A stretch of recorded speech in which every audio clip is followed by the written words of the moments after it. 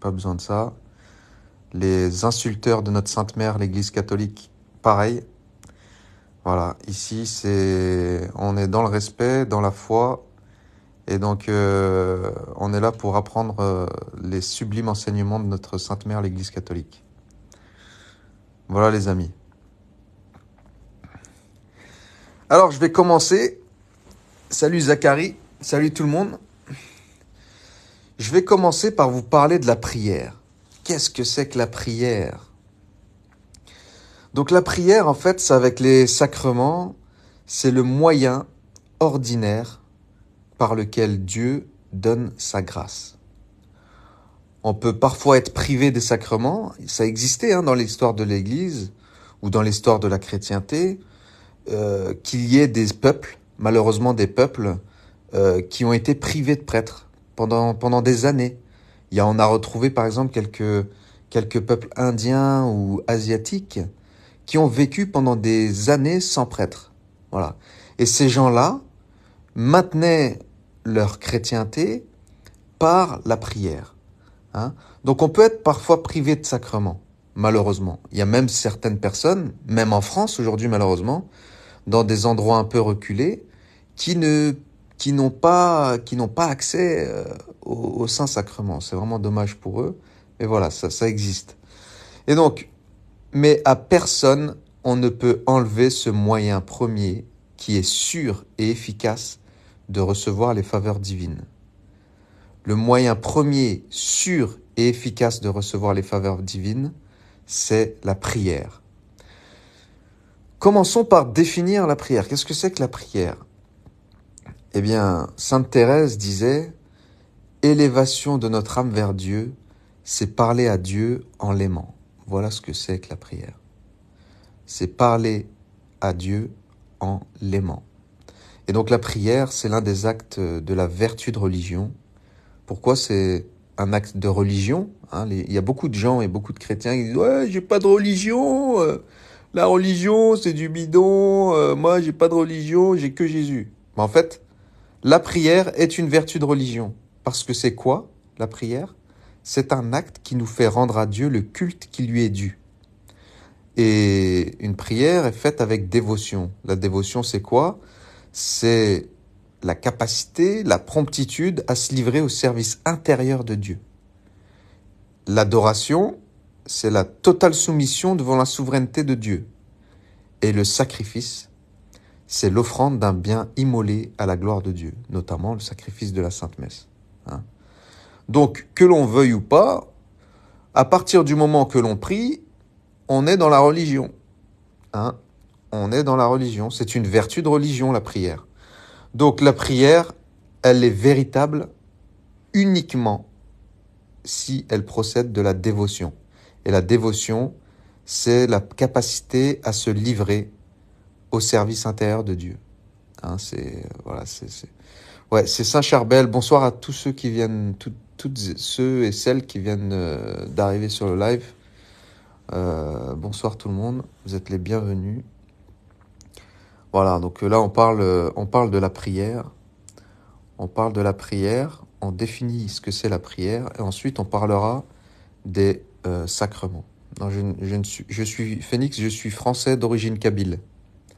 Voilà, je ne suis pas algérien, ou vous pouvez dire origine algérienne, mais je préfère dire origine kabyle. Je ne me reconnais pas dans la constitution algérienne. Parce que l'Algérie, dans sa constitution, dit que l'Algérie est musulmane et arabe. Je suis ni arabe ni musulman. Voilà. Et je suis français. J'aime la France. Mais j'ai des origines kabyles, comme beaucoup de personnes françaises qui ont des origines diverses. Voilà. Alors ceux qui ont des questions, je répondrai bien évidemment après, il n'y a pas de souci. Ce que je vous propose, c'est que je fasse un peu l'enseignement. Si vous avez des questions liées à ce que j'enseigne, écoutez, n'hésitez pas. J'essaierai de répondre du mieux que je peux. Sinon, j'irai faire mes recherches et je reviendrai vers vous. Et puis après, on pourra débattre ensemble, on pourra avoir une discussion un peu plus libre. Donc je répète, la prière n'est véritable que si elle procède de la dévotion. Je répète aussi une chose, tout ce que je dis là, tout ce que je vous raconte là, ne sort pas de ma tête. ça sort du catéchisme de l'Église catholique. Hein? C'est ce qui fait autorité chez nous. C'est le catéchisme de l'Église catholique. Donc la nature de la prière, c'est le verbe mental de notre intelligence en tant qu'il s'adresse à Dieu. C'est un verbe mental de notre intelligence. Ce verbe mental de notre intelligence, il peut être en trois. Il est divisé en trois verbes. Il y a le verbe du cœur, avant toute expression. Il y a le verbe mental. Le verbe mental, c'est l'expression de notre intelligence. Et il y a le verbe oral, c'est nos paroles. Hein? Donc retenez bien, il y a trois types de verbes de notre intelligence. C'est le verbe du cœur, où vous n'avez pas besoin, où c'est vraiment le cœur qui s'exprime. Vous avez le verbe mental, où c'est vos pensées, votre intelligence qui s'exprime envers Dieu. Et vous avez le verbe oral, où là, ce sont vos paroles. Donc, c'est le second qui constitue la prière. C'est le verbe mental qui constitue la prière. Dans la mesure où il se fait en présence de Dieu, qu'il est adressé à Dieu par amour avec tout le poids de notre volonté. Voilà. Je peux enlever les commentaires, bien évidemment, il n'y a pas de souci. C'est comme vous voulez, moi je ne les regarde pas pour l'instant. Donc vous poserez vos questions à la fin. Je n'ai pas trop envie d'être perturbé par rapport à ça. D'accord, n'hésitez pas, vous pouvez poser des questions, je verrai après à la fin. Et puis, je peux enlever les commentaires, je les réactiverai après, vous avez raison.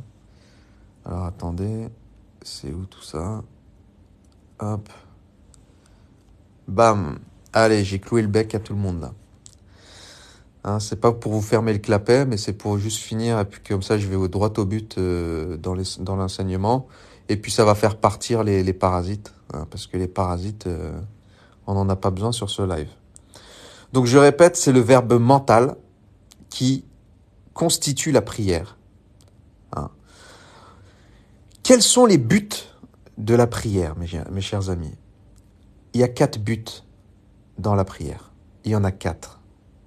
Et vous allez voir, c'est d'une logique implacable. Le premier but, c'est la louange de Dieu.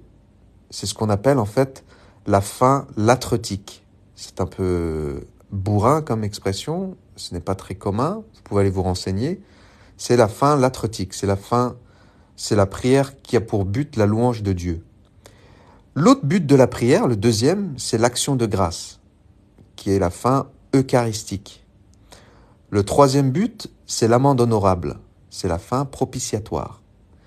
Et l'autre, la dernière, c'est la demande de grâce, ce qu'on appelle également, parce que l'Église catholique, les mots sont très importants, chaque mot a leur signification, on ne croit pas à la légère, et donc c'est la demande de grâce, c'est la fin imprétratoire.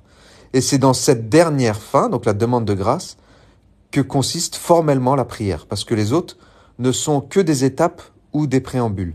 La prière est d'abord une demande en fait. Hein. Lorsque l'on prie, c'est une demande de grâce qu'on fait à Dieu.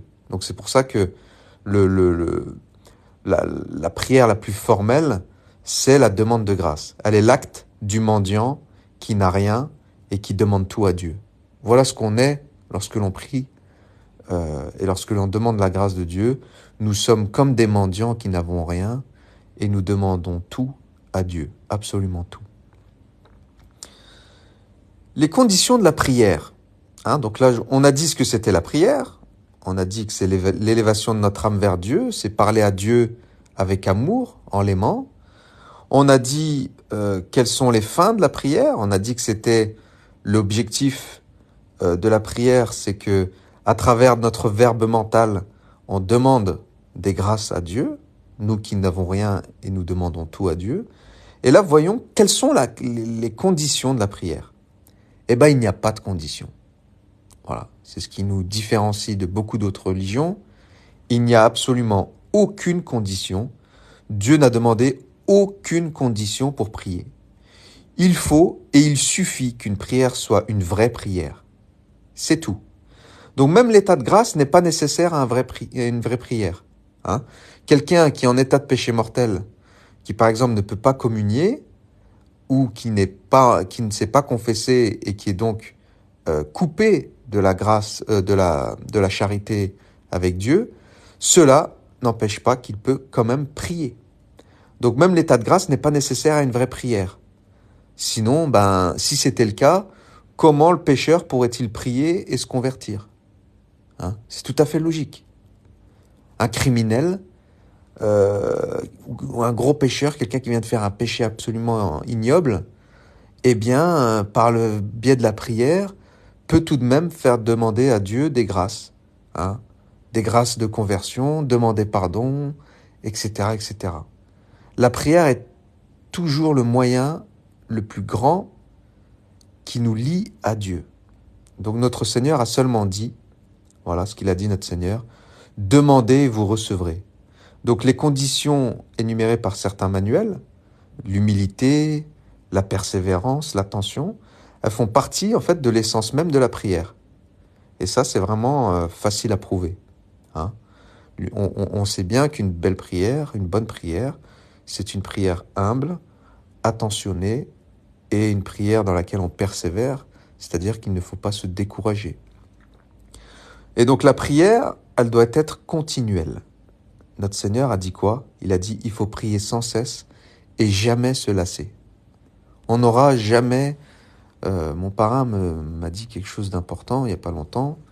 Il m'a dit, on ne regrettera jamais d'avoir trop prié. C'est très très vrai. On n'a jamais trop prié, notamment le chapelet. Notre Sainte Vierge Marie nous a demandé de prier le chapelet pour le salut de notre âme et le salut des autres. Nous n'aurons jamais suffisamment prié. Nous le serons au ciel et nous verrons à quel point peut-être que nos prières peuvent nous sauver. Nos prières peuvent nous sauver, car Dieu répond. Dieu répond aux mendiants comme nous. Donc, ce que je disais, c'est qu'il n'y a pas de condition pour prier. La prière doit être continuelle. Il ne faut pas se lasser de prier. Comment la prière peut-elle être continuelle ? Donc, ce qu'on appelle en fait une prière actuelle, c'est l'acte de prière. C'est évidemment impossible et nous empêcherait de faire toute autre chose. On ne peut pas être tout le temps en train de prier. Il y a ce qu'on entend aussi par la prière continuelle, ça peut être aussi la prière virtuelle. C'est possible, c'est souhaitable et demandé. On appelle prière virtuelle l'union à Dieu qui résulte d'une prière actuelle et qui permet à la moindre occasion, sous cette influence, de recourir à Dieu actuellement. Et il y a ce qu'on appelle la prière habituelle. C'est la prière machinale, non virtuelle parce que non causée par une prière actuelle. Ce n'est pas une prière, mais une velléité naturelle. Exemple, quand on est dans le demi-sommeil. Donc, quels sont les effets de la prière ? Quels sont les effets de la prière ? Les effets de la prière, ils sont assez simples à comprendre. Notre Seigneur Jésus-Christ a dit « Ce que vous demandez, vous l'obtiendrez ». Donc, la prière est infaillible, toujours et sans exception. Là encore, il suffit qu'elle soit une véritable prière. Donc, pour qu'elle soit véritable, il faut qu'elle soit sincère, avec le cœur, etc. Donc, son objet doit être sûrement bon, pour qu'une prière soit efficace, il faut qu'elle soit bonne, il faut que ce que vous demandiez, l'objet soit bon. Ça peut être par exemple les biens de la grâce. Voilà, quelqu'un qui a des aujourd'hui, c'est les choses les plus ce qui nous attaque le plus, c'est par exemple les différentes addictions à la masturbation, aux films porno. Ça attaque énormément de jeunes et de moins jeunes. Par exemple, ou d'autres addictions, ça peut être, je sais pas moi, l'addiction à l'alcool, au tabac, à des comportements violents, etc., de mauvaises habitudes.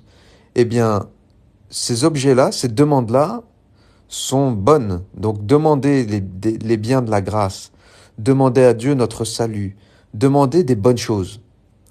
Pour les autres biens, qui ne sont pas certainement bons pour nous, on sera exaucé, mais d'une autre manière que prévu par nous.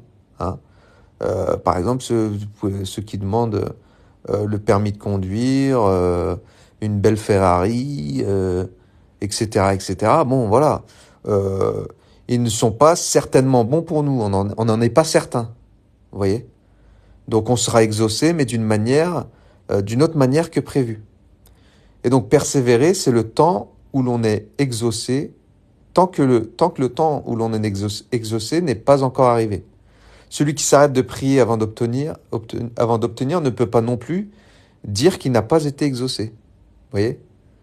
Tant qu'on n'a pas obtenu ce qu'on voulait de Dieu, les grâces notamment, on ne peut pas dire à Dieu qu'on ne les a pas obtenues tant qu'on n'a pas persévéré. À partir du moment qu'on a arrêté, on ne peut pas dire qu'on ne les a pas obtenues, vu qu'on a arrêté. Et donc c'est en cela qu'il faut être persévérant.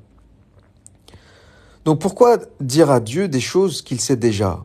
Il y a pas mal d'objections par rapport à la prière. Il y en a qui nous disent, mais Dieu connaît les cœurs, Dieu sait ce qu'on veut, ça sert à rien de prier vu que Dieu est notre créateur et donc il sait exactement ce qu'on veut sans qu'on le dise. Eh bien, pourquoi on prie quand même? Eh bien, parce que la prière n'a pas pour but d'informer Dieu. Le but n'est pas d'informer Dieu. Il sait, bien évidemment, mais de changer celui qui prie et de le rendre meilleur, et donc de lui faire accorder ce qu'il demande. Cet acte-là nous rend meilleurs. Ça nous met dans une disposition spirituelle de mendiant, comme on l'a dit, et c'est cet acte-là qui plaît à Dieu. Et donc nous serons ou non exaucés, c'est écrit à l'avance. Que rajoute la prière, diront certains. Dieu, dans ses dons, tient compte des prières qui lui ont été faites ou lui seront faites. Ça, c'est clair et net.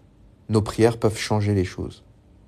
Nos prières peuvent changer les choses. Il n'y a rien de plus puissant. Toute âme a accès à la prière. Je vais finir ce cours sur la prière en citant saint Augustin. Il a dit « Fais ce que tu peux et demande ce que tu ne peux pas. Un homme vaut ce que vaut sa prière. Fais ce que tu peux et demande ce que tu ne peux pas. » Retenez bien ça, mes chers amis. Faites ce que vous pouvez, tout ce qui est hors de votre portée. Ne désespérez pas, demandez-le à Dieu. Il vous le donnera. Ceux qui n'arrivent pas à s'en sortir dans leurs addictions,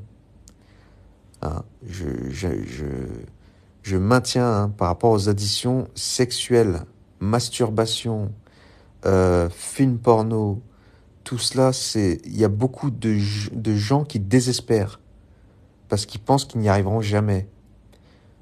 Je peux vous dire que c'est possible. Voilà.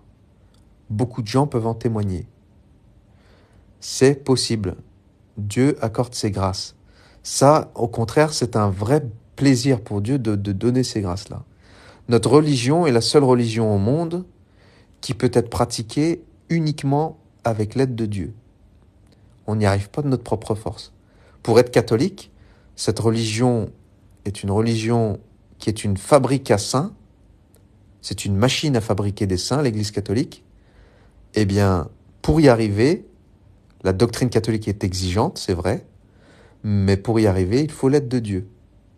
Voilà. C'est la seule religion au monde où sans Dieu, on ne peut pas y arriver. C'est bien évidemment pour ça aussi que c'est un critère pour moi de vérité absolument incroyable. Voilà, je réactive quelques moments les commentaires pour ceux qui veulent parler un petit peu. J'ai vu que quelqu'un voulait monter. Bonsoir AMG. Salut Camille, comment tu vas? Super bien, moi je suis chrétien, donc je vais super bien. Ah bah Je, ouais, je, je, ah bah ouais, moi je suis heureux, moi. Ah, je suis heureux, je fais pas semblant, hein. je le sais, ouais, je le sais. Pour un ancien musulman, ça me fait chaud au cœur. Ah ouais, je suis heureux comme tout, moi. Même quand ça va pas, Ben ça va. c'est, ben c'est bien ça, Camille, c'est très bien. Ah ouais, et on Et- n'a pas le droit d'être malheureux quand on est chrétien. Ah, je le répète souvent, non, ça. Ah, on n'a pas le tout à droit. fait. Ah, on est Non, non, gâtés, non, nous, on pas. est des enfants gâtés. Tout à fait, tout à fait. Mais dis-moi, Kabyle, comme toi, enfin, toi, t'es un ancien musulman, c'est Ouais, pour ça que je peux te poser la question. ouais, Tout à l'heure, dis-moi. j'étais avec un live, Ouais, ça s'appelait catholique. Enfin, ça s'appelait catholique. ouais, C'est une fille, elle a 17 ans, tout comme ça. ouais. Elle elle me disait, dire à un musulman, bon ramadan, c'est un péché. Dire à un musulman bon ramadan, c'est péché. C'est pas possible. D'un point de vue individuel, euh, d'un Parce point que de vue individuel, tu peux. Moi, je le fais pas, personnellement. Même à mes parents, je l'aurais pas souhaité. C'est pas parce que je respecte pas mes parents ou quoi, c'est parce que oui, je souhaite le salut de leur âme. Donc j'ai dit à ma mère, notamment, mon père l'a pas fait cette année, mais ma mère l'a fait. oui, J'ai ouais. dit, écoute, elle a dit, voilà, le ramadan commence et tout. J'ai dit, écoute, maman, bon courage, mais sache que Dieu t'attend ailleurs. Ce n'est pas... Et moi, je lui ai dit, je peux pas te dire bon ramadan, tu vois, j'y crois pas, quoi. Donc après, tout dépend de ton intention, mais je trouve pas que c'est mal de dire à quelqu'un bon ramadan. Ben non, parce que un musulman, il te le dit, bon carême. Ouais, non, Donc, franchement, il faut pas rentrer non plus faut pas être extrémiste non plus à ce point-là. Enfin, je veux dire. tout à fait. Fait Enfin, moi, moi, je l'ai pour fait le moi, ramadan, c'est quand même, c'est difficile, hein. ah oui, non, ça c'est Donc, clair. moi, j'ai dit bon courage, maman. Bon courage, maman, voilà. Non, J'ai pas non, dit bon ramadan, c'est, parce que moi, si tu veux, bon, la ouais, signification, ouais, bon, voilà. tout Pour à moi, le fait, ramadan, c'est tout à faux, fait. quoi. Donc, ça vient pas de Dieu, le Tout ramadan, hein. non, non, mais bien sûr que non, bien sûr que non, Donc, bien sûr que mais non. bon, c'est pas pour Mais, autant que tu peux pas individuellement, un ami, tu vois. Un mais ami qui sait que voilà, t'es chrétien, machin, lui, il est musulman, il est dans sa croyance, il a le droit. Tu lui dis bon, ramadan, il y a pas de problème, en fait. Ça va lui faire fait, plaisir. Mais tout à fait, puisque tant que t'es pas en train on est, tant que t'es pas hypocrite dans le sens où t'es pas en train de le confirmer dans sa croyance, tu vois. oui, Tu vois, tant que t'es pas en train de lui dire reste musulman dans ta tête, tu vois. oui, Tant que c'est pas ça voilà, ton oui. intention, bon, Non, voilà. Moi, je pourrais lui dire bon ramadan, mais mon frère, j'aimerais bien que tu sois oui, chrétien. tout à Mais bon, fait. bon ramadan quand même, tu vois. Non, mais dans ce que tu dis, je comprends tout à fait. Et puis, l'autre fille qui a 17 ans, elle avait du mal à comprendre quand même. Euh, que dire bon Ramadan à un musulman, parce que on encourage à être ceux qui sont, c'est-à-dire musulmans. Ouais. euh, pour moi, le musulman c'est une religion, le christianisme c'est une religion. S'ils veulent pas être christianisme, enfin, s'ils veulent pas être catholique, ils font ce qu'ils veulent. Moi je dis à mon ami, bon Ouais, Ramadan. Tu vois ce que je veux dire? ouais, ouais, ouais, c'est sûr. Non, mais moi, je fais bien une différence entre le souhait individuel que tu peux avoir avec un ami proche, machin, etc., Voilà. avec une annonce publique. Par exemple, tu vas poster, moi, ce qui me choque le plus, ça va être des prêtres qui vont dire bon ramadan à tous les musulmans. Wow, là, je bug, là. Tu vois, j'ai vu des posts comme ça de certains prêtres. Bon, donc, T'as père d'amis qui le fait ça. bon, voilà, je voulais pas le citer. Euh, Ça, par exemple, moi, ça me choque, tu vois. Euh, Même si je sais que l'intention, elle est bonne, parce qu'il est quand même prêtre catholique.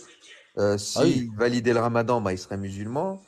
Mais tu vois, il y a un peu d'hypocrisie là-dedans. Tu sais que c'est pas vrai, Pourquoi? tu vois. Et le souhaiter publiquement comme ça, etc. Bon, ça te rend hypocrite. Ça te rend hypocrite. Moi, je trouve que c'est un peu hypocrite. Personnellement, hein. Voilà, après, c'est pas un Moi sujet personnellement, sur lequel j'ai... après personnellement, comme je le ressens, c'est fait pour nous les catholiques, merde, comment ça s'appelle? Le carême, c'est Ouais, une fête. Tu comprends? C'est une fête pour nous. ouais, Quand on dit, mais bon carême, on est content, on nous l'a souhaité. Même Ouais. si mon beau-frère est Bonsoir. musulman, il Salut me dit Daina. bon carême, il, il me dit bon carême, je serais content parce que c'est un musulman mon beau-frère. Donc si moi je dis comment ça s'appelle, Ramadan pour lui, je le Eh, ça doit être je sympa, c'est- ça doit être sympa les dîners de famille là.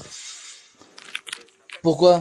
Ça doit être marrant, tu vois, quand t'as un vrai chrétien avec un vrai musulman à table en famille, ça doit être sympa quand même.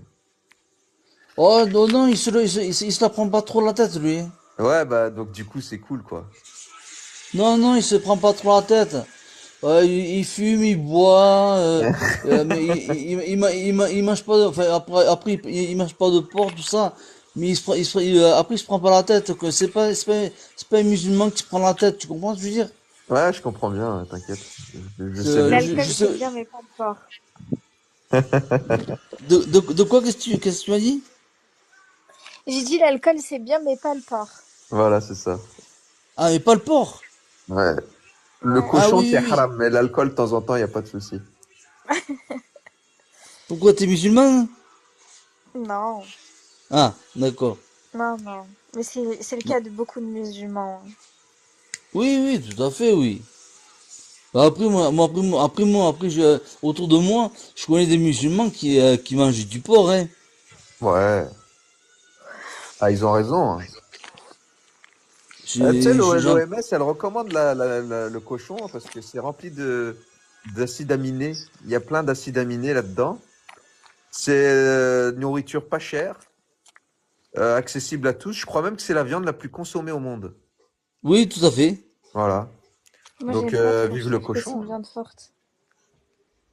J'ai un peu du mal. Euh, non, moi je trouve la viande la plus forte, c'est le sanglier. Ah, j'en ai jamais mangé le sanglier. Oh, n'en mange pas, t'as rien perdu, hein, parce que c'est vraiment très très fort, hein. Ouais. Alors, je C'est, vais c'est répondre à une une, question. Attendez, il y a Zina qui dit, que se passe-t-il pour une personne qui met fin à ses jours? Où va-t-elle? En enfer ou au paradis?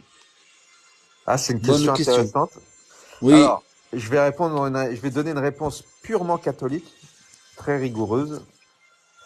Alors, sur ce type de cas, il faut savoir donc qu'il y a, pour aller en enfer directement après la mort, il faut être en état de péché mortel. C'est quoi un péché mortel? Il faut trois conditions. Daina, est-ce que tu pourrais couper, s'il te plaît, le son? Merci. Je sais pas C'est si c'est pas toi. moi, Non, c'est c'est AMG. AMG. Ouais. AMG, comment? c'est le cinéma chez toi, là. Ah, je sais pas, y a rien chez moi. C'est chez qui le bruit, alors? C'est la télé?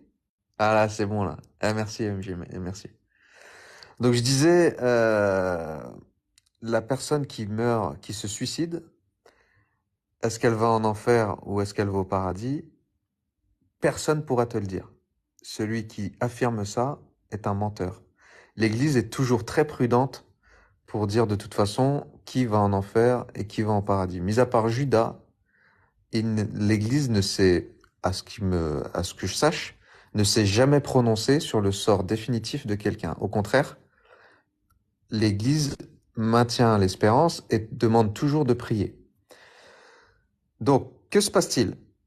Normalement, quelqu'un qui se suicide a commis un péché mortel. Hein?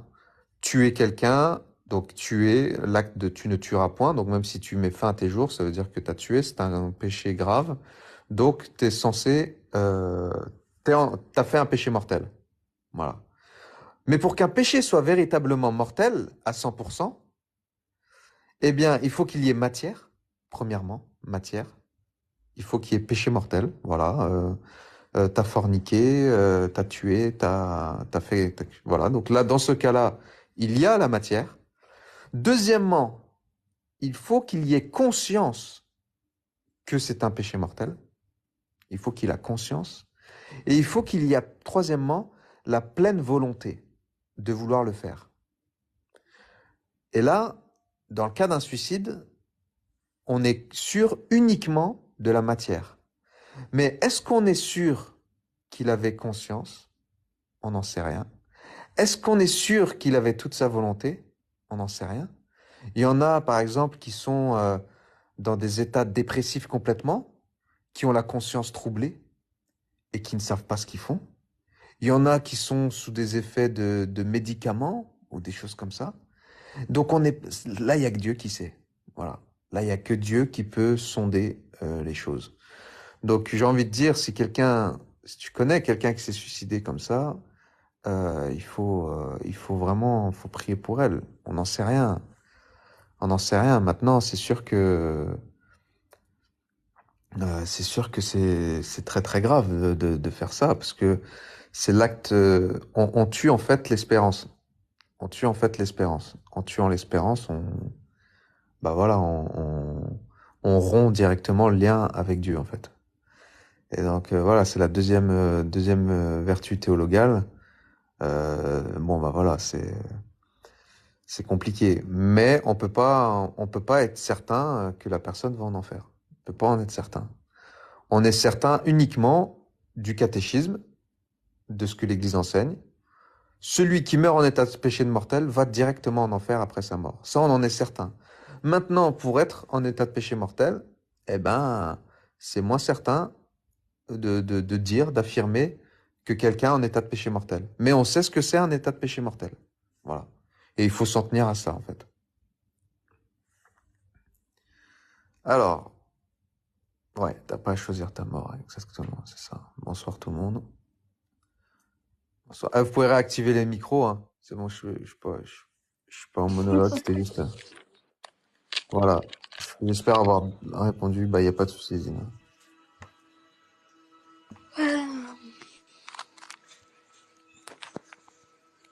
Alors, qu'est-ce qu'il y a d'autre comme question?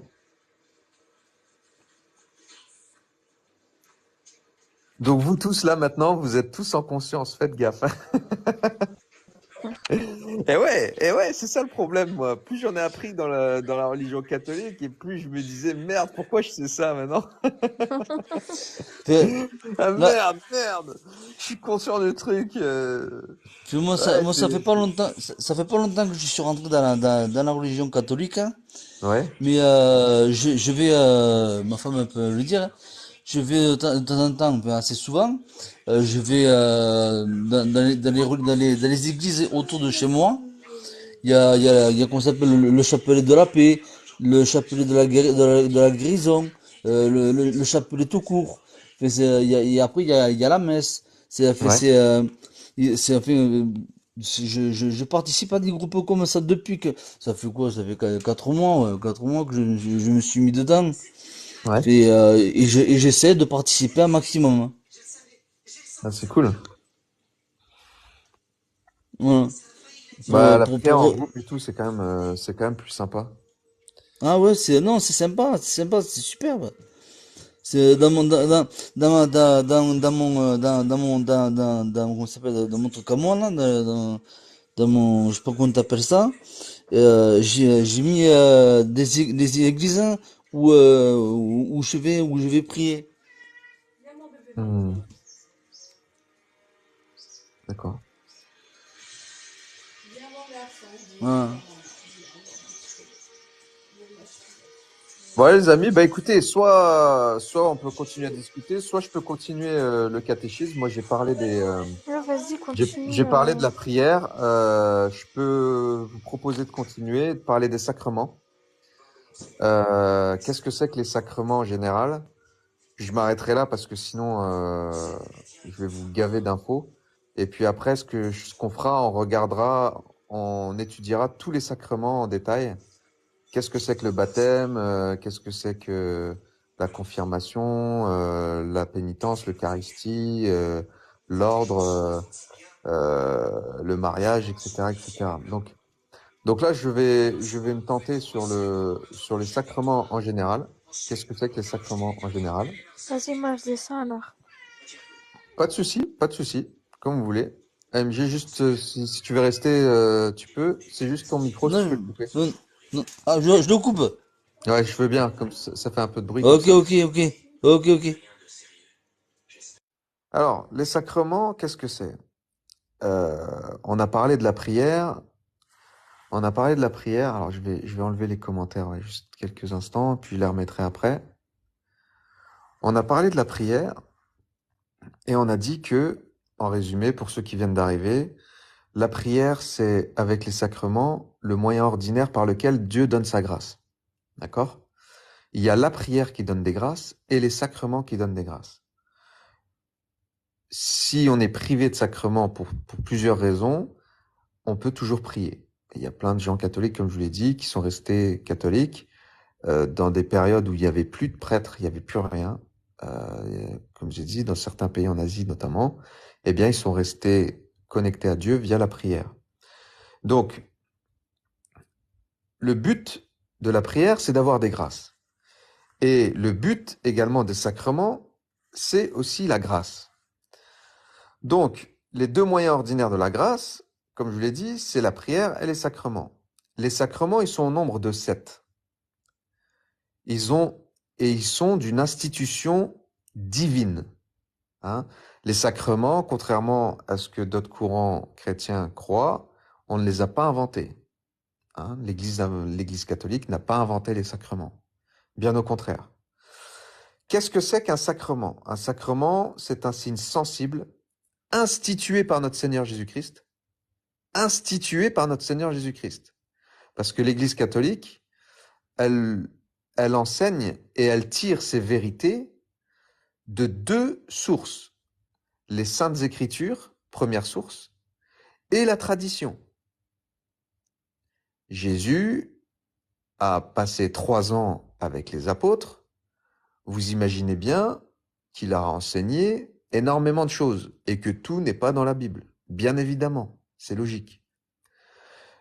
Et donc, ces sacrements, c'est un signe sensible institué par notre Seigneur Jésus-Christ pour produire ou augmenter la grâce. C'est pour produire ou augmenter la grâce. Et là, vous allez voir, du coup, ça va prendre beaucoup plus de sens. C'est quoi un signe? Il dit que c'est un signe sensible. Un signe, c'est quoi? Un signe, c'est une réalité qui en renvoie à une autre. Par exemple, on va prendre un exemple bidon. Par exemple, le panneau de la circulation annonce un virage dangereux sur la droite, parce qu'on voit pas encore ce virage. Donc c'est un signe. Le signe, il se voit, mais la réalité qui est désignée par ce signe ne se voit pas encore. Voyez? Donc un sacrement, c'est un signe sensible, un peu à l'image de l'exemple que je viens de vous donner.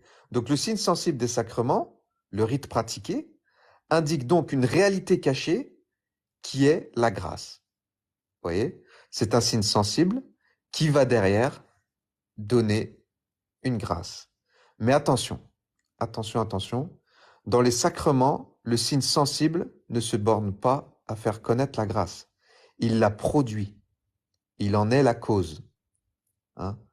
C'est pas tout à fait comme un panneau de circulation. Hein? Il dit pas exactement ce que ça va donner. Léon XIII disait, le pape Léon XIII disait, le sacrement signifie ce qu'il produit et produit ce qui signifie. Donc, autrement dit, le sacrement est efficace par lui-même et non par les dispositions qu'on y apporte. C'est la grande différence entre les sacrements qu'il y avait dans l'Ancien Testament et ceux du Nouveau Testament. En fait, les premiers sacrements dans l'Ancien Testament, c'était notamment la circoncision, l'agneau pascal, des choses comme ça. Ça donnait la grâce à cause de la foi dans la promesse et non par eux-mêmes. Les anciens sacrements donnaient la grâce à cause de la foi et non pas par eux-mêmes. Grande différence. Et donc, ce n'est pas pareil avec les dons de la grâce après la révélation de notre Seigneur Jésus-Christ. Donc aujourd'hui, par exemple, pour l'eau bénite, les cendres, les bénédictions, les cierges, etc., ce sont en fait des objets qui ne produisent pas en eux-mêmes des grâces. D'accord? Donc à cet égard, les sacrements sont vraiment des merveilles de la bonté et de la miséricorde de Dieu. Dieu s'est engagé en eux. Voilà. Donc seul Dieu peut donner la grâce et peut donc instituer les sacrements. Voilà. Personne à part Dieu aurait pu instituer les sacrements que l'on a dans l'Église. Car le producteur des grâces générées par ces sacrements viennent de Dieu. Il n'y a que Dieu qui distribue les grâces. Dieu qui donne la grâce, pardon. Il n'y a que Dieu qui produit, qui donne la grâce. Donc, il est hautement convenable que ce soit Jésus-Christ qui les ait institués parce qu'il le peut, étant Dieu, et parce qu'il est, par son humanité, Dieu et sa grâce dans le monde sensible. Dieu était rendu sensible par Jésus-Christ. Vous voyez? On disait que dans le sacrement, c'est un signe sensible qui génère la grâce. Eh bien, même en Jésus-Christ, Dieu s'est rendu sensible par Jésus-Christ. Voilà. Dieu et sa grâce dans le monde sensible. Donc notre Seigneur a sanctifié les éléments sensibles des sacrements. Donc l'exemple, par exemple dans le baptême, c'est l'eau. L'élément sensible dans le baptême, donc qui est visible, perceptible par tous, c'est l'eau. Tandis que ces éléments nous sanctifient. C'est l'effet cause inversée qu'on appelle ça.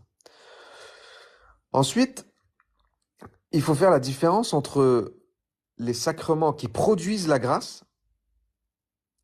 Une production de grâce, c'est différent des sacrements qui ne la produisent pas, mais qui la donnent. Il y a uniquement 2 sacrements sur les 7 qui produisent la grâce. C'est le baptême et la pénitence, c'est-à-dire la confession. Ils mettent en état de grâce. Pourquoi ça produit la grâce? Parce que le baptême nous met en état de grâce. Il faut bien comprendre que dans le catholicisme, la vie d'un catholique, c'est de se maintenir en état de grâce. Le maintien en état de grâce, ça veut dire être maintenu connecté avec Dieu. C'est-à-dire incorporé au corps de Jésus-Christ, maintenu dans la charité de Dieu. Et ce sont nos péchés, mortels notamment, qui nous enlèvent de cette charité. C'est ça qui fait qu'on va en enfer. Les péchés mortels nous privent de l'état de grâce. C'est comme si on perdait le lien, on se détachait du corps. On est toujours chrétien, mais on s'est détaché du corps parce que le corps est gracieux. Le corps de notre Seigneur Jésus-Christ, l'union des saints, c'est gracieux. Et donc, ce que je voulais dire par là, c'est que le baptême permet cette entrée, cette production de grâce. Le baptême nous incorpore, donc produit la grâce pour être lié à Dieu. MJ, s'il te plaît, si tu peux couper ton micro. Non, c'était juste parce que je voulais t'interrompre juste 2 secondes.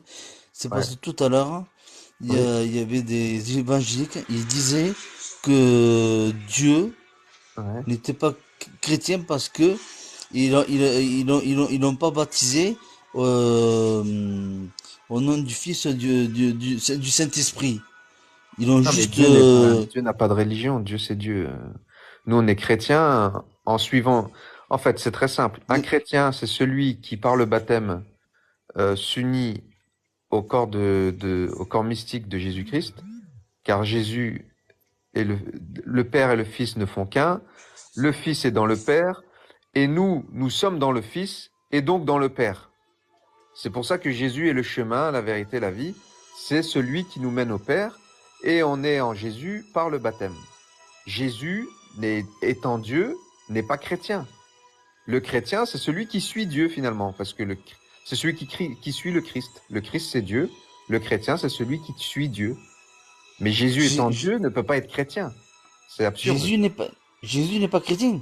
Bah, c'est absurde. Jésus n'a pas de religion puisque c'est lui Dieu, donc il n'est pas chrétien. Tu vois ce que je veux dire? Ah, je crois que tu as un problème de connexion. Jésus nous a montré le parfait exemple pour plaire à Dieu dans son humanité. Il a montré par sa vie et par ses actes, etc., la manière dont il faut rendre gloire à Dieu, et donc c'est le parfait exemple d'un point de vue humain, mais il est aussi Dieu, il est aussi sa nature divine. Dieu n'est pas chrétien, Dieu c'est Dieu en fait. Donc voilà, Donc, donc si je comprends bien, Dieu n'est pas chrétien. bah Dieu n'a pas C'est, de euh, religion. Être il chrétien, n'a ça veut pas dire être d'origine. religion chrétienne. Bah Dieu n'a pas de religion. D'accord. Donc Dieu, c'est Dieu. Bah Dieu c'est Il n'a pas Dieu. de religion. Voilà, C'est celui qui le suit qui est exactement. chrétien. Celui qui est chrétien, il suit le Christ. En suivant le Christ, tu suis Dieu. Les chrétiens sont les suiveurs de Dieu. Voilà. Ils suivent le Christ, donc ils suivent Dieu. Voilà. On ne peut pas suivre Dieu, on peut pas mieux suivre Dieu qu'en étant chrétien, en fait. Mais Voilà. je comprends pas. Si on suit Dieu, Oui. on est chrétien. C'est quoi être chrétien? C'est une religion. Être chrétien, c'est quoi? Notamment catholique. C'est trois conditions pour être catholique. Il faut être baptisé. C'est ce qui va te Oui, tout à fait. différencier des païens. Oui, tout à fait. Il faut avoir la foi en ce qu'enseigne l'Église de Dieu. Donc, dans ce qu'ont D'accord. enseigné les apôtres et tout ce que l'Église enseigne depuis 2000 ans, avoir la foi de ça, c'est pour ça qu'on te l'enseigne avant ton baptême également. Et D'accord. troisièmement, il faut reconnaître l'autorité pontificale, notamment le Saint Magistère du pape des évêques. Voilà ce qui fait de toi un catholique complet. Le baptême, c'est ce qui te différencie des païens. La foi de l'Église, c'est ce qui te différencie des hérétiques. Et la reconnaissance du pape et des évêques, c'est ce qui te différencie des schismatiques. Voilà. Mais moi C'est j'ai très simple, toujours hein? pensé, mais moi j'ai toujours pensé que qu'à l'âge de 30 ans, quand Dieu, ils ont baptisé, là, je me rappelle plus qui c'est Oui, dans le qui l'a Jourdain baptisé, avec Jean-Baptiste, oui. oui. Mais je pensais que c'était là qu'il a fait que Dieu était devenu chrétien. Mais non, c'est un. Là, on montre à ce moment-là, on montre là, il est en train de montrer le le le le le rite à suivre. Tu vois ce que je Hmm, veux dire? Là, ouais, il est en train il est en train de montrer l'exemple. Mais d'accord, Dieu n'a pas de religion. Dieu n'est pas chrétien. d'accord, Tu vois ce que je veux dire? d'accord, Le chrétien vient du mot Christ. oui, Donc Jésus, il se suit pas lui-même. Tu vois ce que je veux dire? Le d'accord. Christ ne suit pas le Christ, vu que c'est Dieu. Tu vois ce que je veux dire? D'accord. C'est pour ça que maintenant, enfin, c'est pour ça que j'ai compris, pour ça qu'il y a plusieurs religions qui se sont séparées Ah du, bah, dans le christianisme, tu veux dire? oui. Ah bah oui, non, mais il y a des hérétiques dans tous les sens, hein. C'est pour ça il y en a dans tous les sens, hein. Il y Ah a bah les oui. évangéliques, il y a les, Ah mais il y en a aucun qui est d'accord d'ailleurs. ah non, non, non, non, bien sûr Ah, que tu non. changes de pasteur, t'as un discours, tu vas voir un autre pasteur, il y a un discours, tout le monde a le Saint-Esprit là-dedans. Ah bah oui, bah c'est ça, hein, l'unité. Écoute, Jésus, comme je disais, et je vais reprendre après, parce que là du coup j'ai perdu complètement le fil du live, c'est pour ça que j'aime. D'accord, oui, je te laisse reprendre, je te Euh, laisse reprendre. juste fini avec ça. Donc Jésus, il a rien écrit, d'accord? Oui, Il est resté 3 ans avec des apôtres. Il a oui, choisi des apôtres au cœur droit en qui il a confiance. C'est Dieu qui les a choisis, hein. oui, Ces apôtres-là, il a fondé l'Église sur les apôtres. tout à Et fait. donc, l'Église catholique est garante du dépôt complet. Seule l'Église catholique est garante du dépôt complet de ce qu'a pu dire Jésus aux apôtres. Tu vois? Hmm, C'est la garante, en fait. C'est cette institution-là qui a 2000 ans, qui est garante de tout ce que Jésus a pu enseigner aux apôtres. Parce que les apôtres n'ont fait que reprendre les enseignements, créer un magistère, créer une organisation. Voilà. Et l'Église s'est faite comme ça, en fait. Et donc, D'accord. Mais et donc derrière, les hérétiques, ce sont ceux, l'hérésie vient du mot, ça veut dire choisir. L'hérésie, ça veut dire choisir. Les hérétiques, par définition, sont ceux qui ont choisi uniquement ce qu'ils voulaient. Voilà. C'est le des mot hérétique, catholiques, c'est quoi? à la base, tout le monde est catholique. Les hérétiques sont devenus ensuite des gens qui ont voulu croire à leur manière, ou croire comme ils D'accord. voulaient eux, D'accord. croire selon leur perception à eux, et non pas D'accord. selon ce que l'enseignement de l'Église. Voilà. D'accord. Et donc, Mais, si tu veux, quand tu te détaches de l'Église, bah t'es foutu parce que bah si tu laisses, en fait, il y a une grande tentation chez l'homme et la femme hmm, d'imaginer, de philosopher, d'errer, tu vois. hmm, Et le problème, on le voit bien, toutes les hérésies qui sont nées au tout début du christianisme, hein, parce que elles sont toutes nées au début du christianisme, les hérésies, hein. Maintenant, aujourd'hui, ce n'est que des conséquences d'hérésies, mais les vraies hérésies, les l'hérésie, c'est quoi principales, ça? les Les hérésies hérésies, c'est quoi? principales, bah, c'est des fausses croyances. D'accord. Par exemple, l'arianisme, les Ariens étaient des hérétiques chrétiens qui disaient que Jésus n'est pas Dieu, par exemple. D'accord. Voilà. Bah voilà, c'est comme les musulmans. L'arianisme ressemble beaucoup à l'islam, par exemple, tu vois. Mais et il y a que l'Église catholique qui, à chaque fois, préservé, remis sur la table la vraie doctrine, la vraie foi. Parce que sans cela, en fait, l'Église est une, sainte, catholique, apostolique. Hmm, Cette unité, cette catholicité, le fait qu'elle soit universelle et indépendante, son apostolicité, c'est-à-dire qu'elle dépend des apôtres, donc nous avons une succession des apôtres, l'unité par son gouvernement et par sa doctrine.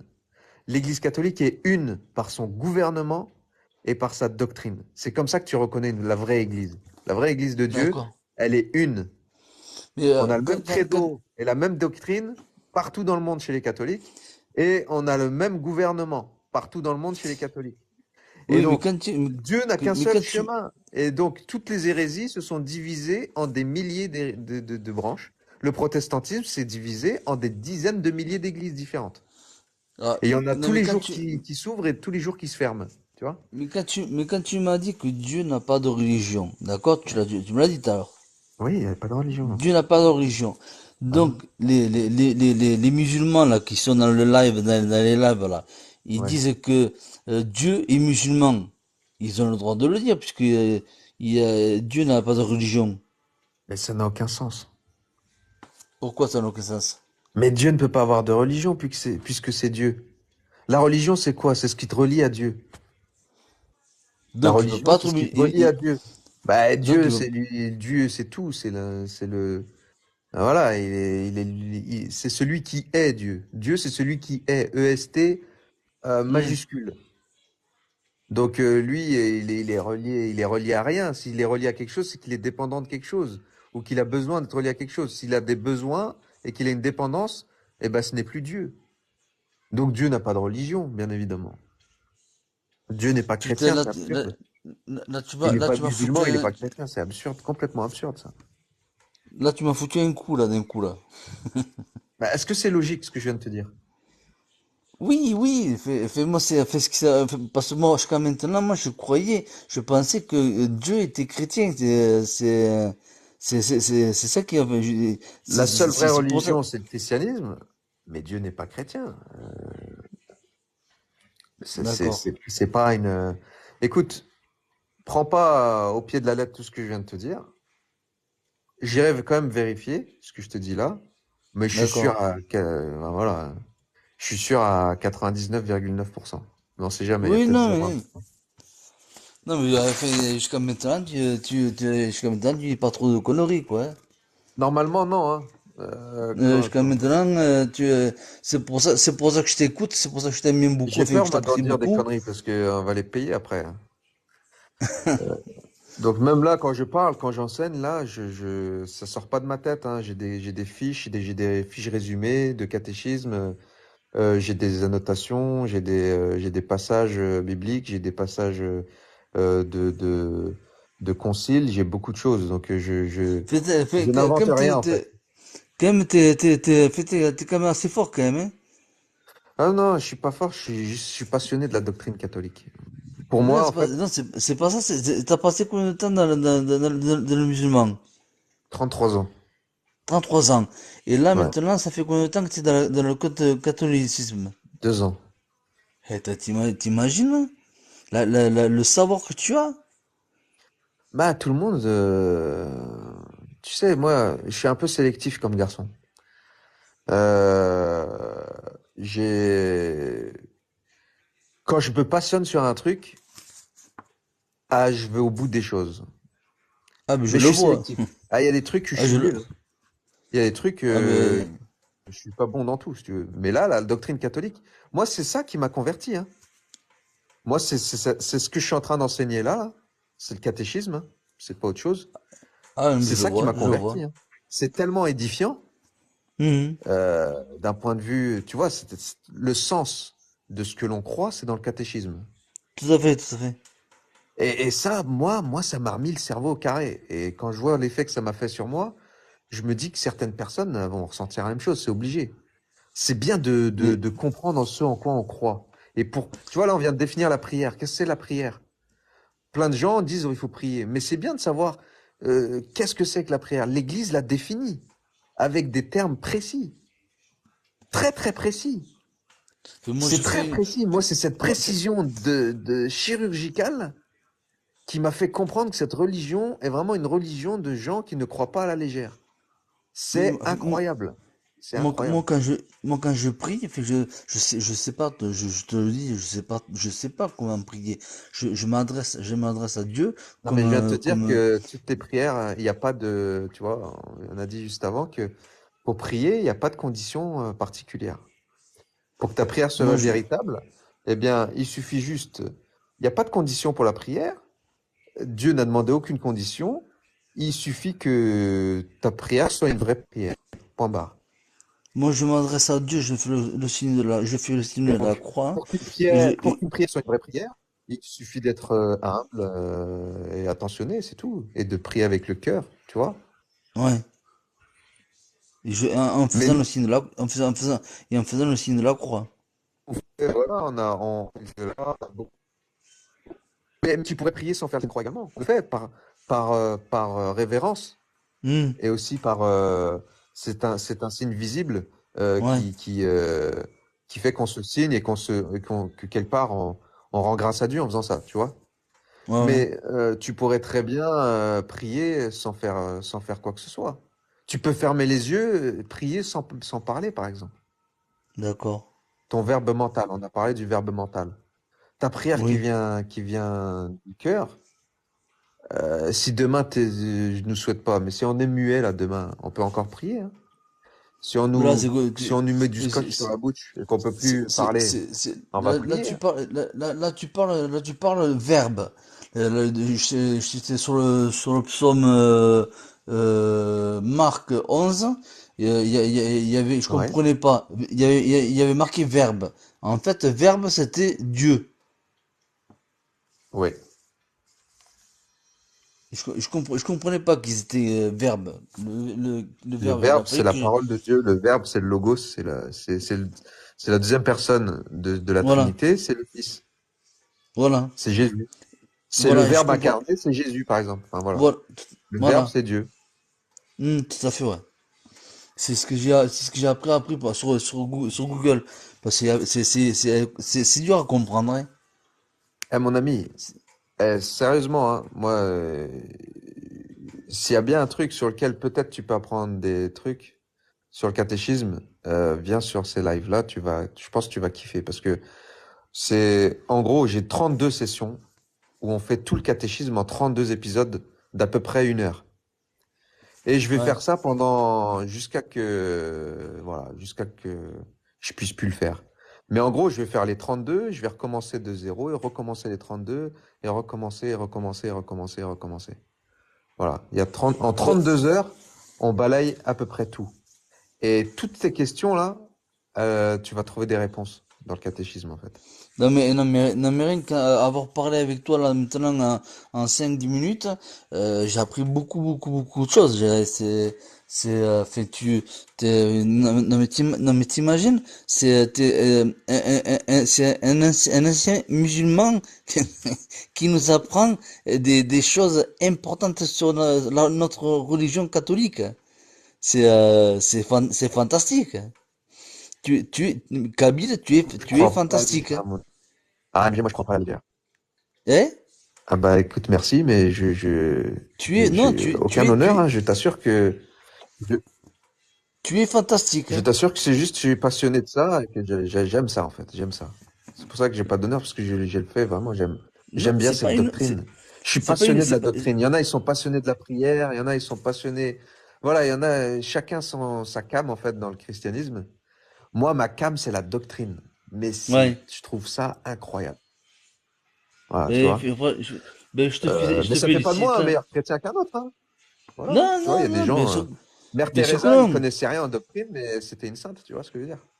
Ouais, non, mais bien sûr. Mais je veux dire, moi, moi, je te félicite, hein. Moi, Ah je te bah merci, mon félicite. ami. Il Merci y a, beaucoup. il y a que ça à dire parce que tu as beaucoup de connaissances. Moi, j'ai appris beaucoup de choses que même un prêtre m'aurait dit que toi, tu me dis. Ouais, c'est malheureux, mais c'est Tu, vrai, ouais. Là, je valide. Là, c'est, ouais, c'est triste, mais c'est vrai ce que tu dis là.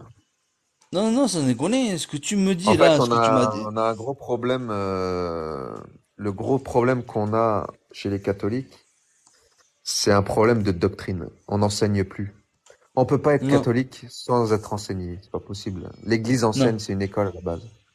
Et donc, l'enseignement, pour être un bon catholique, il faut être enseigné de la doctrine. Il faut la charité, mais il faut la doctrine. La charité sans la doctrine, ça fait des modernistes. De la doctrine sans la charité, ça fait des intégristes. Il faut les deux. Il faut les deux.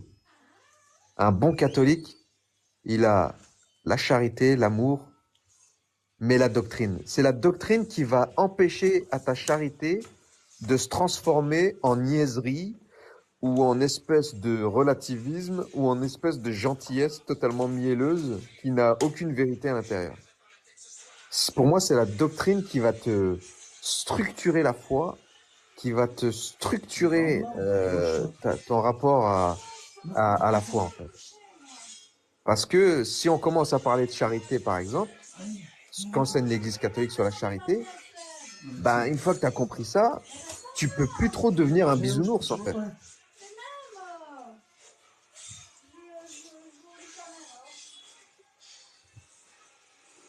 Ouais, ouais, mon mais ami. fais ce que tu as à faire.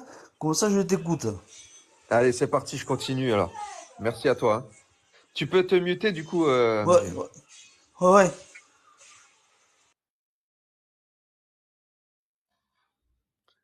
Alors, j'en étais où du coup? Les sacrements.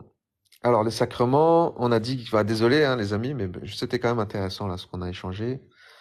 Les sacrements, en général, donc on a dit qu'il y en avait 7.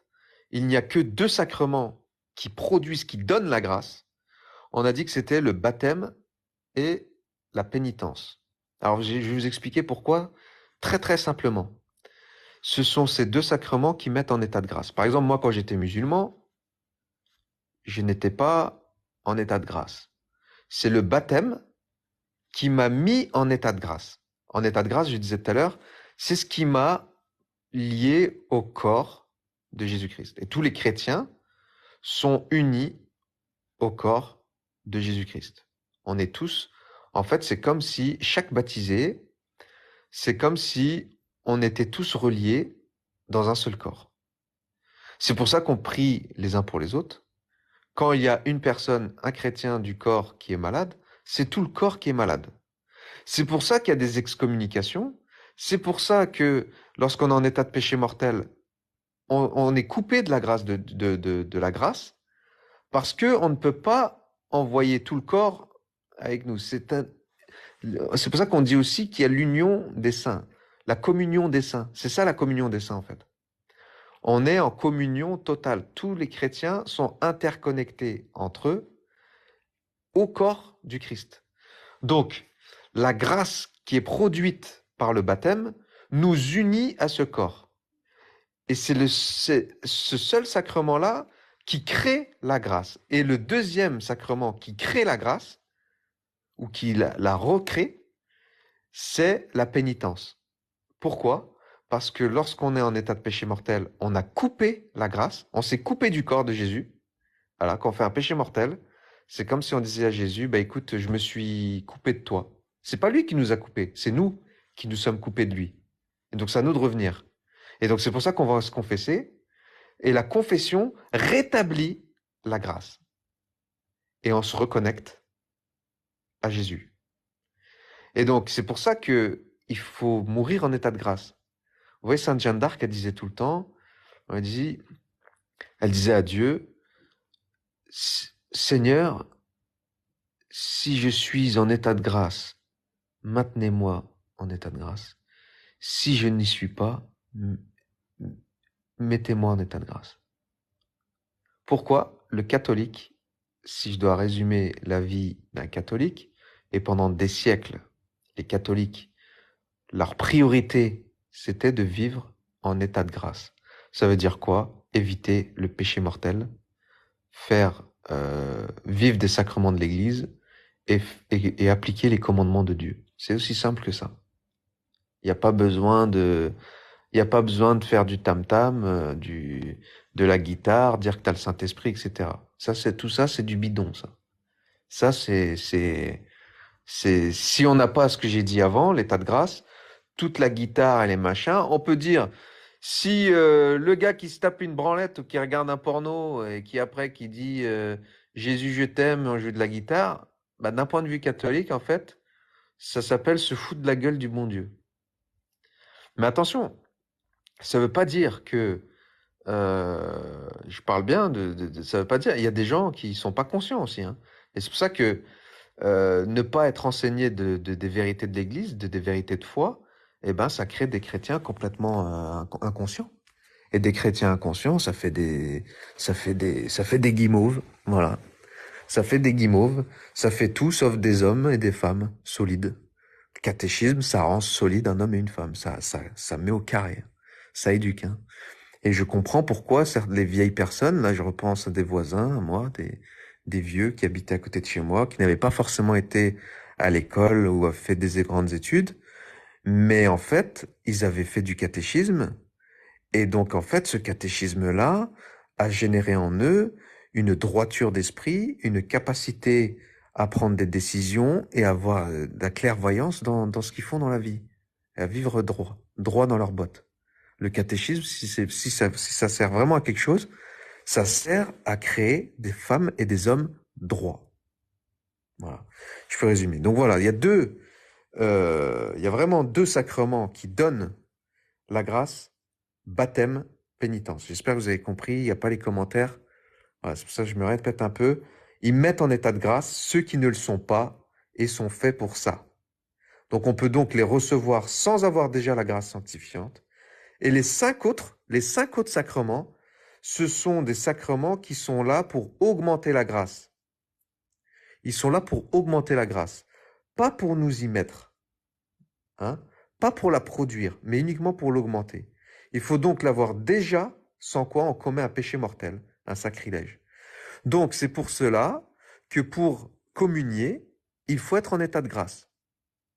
C'est pour cela que pour se marier, aussi, il faut être en état de grâce. Tous les autres sacrements, il faut être en état de grâce pour les demander. Pour demander la confirmation, il faut s'être confessé avant. Il faut être en état de grâce. Il faut être sûr que consciemment, vous vous sentiez en état de grâce. Hein?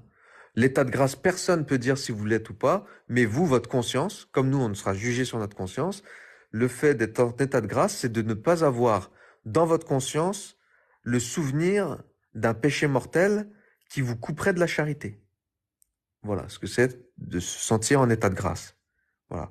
C'est que, en étant honnête avec vous-même, vous n'avez pas dans la conscience un péché mortel qui vous couperait de Dieu. Si vous êtes si vous n'avez pas de péché mortel dans votre tête, dans votre conscience, vous pouvez aller communier tranquillement. Celui qui est en péché mortel, et il y en a plein, on est plein à aller communier dans les églises alors qu'on est en état de péché mortel. Une femme qui prend la pilule, par exemple, elle est en état de péché mortel. Elle en est peut-être pas consciente, donc c'est peut-être pas véritablement un péché mortel au sens global du terme, mais il y a matière en tout cas. Le gars qui a regardé un film porno la veille et qui va communier le lendemain, bah il est en état de péché mortel. Celui qui va et des exemples, il y en a des milliers en fait.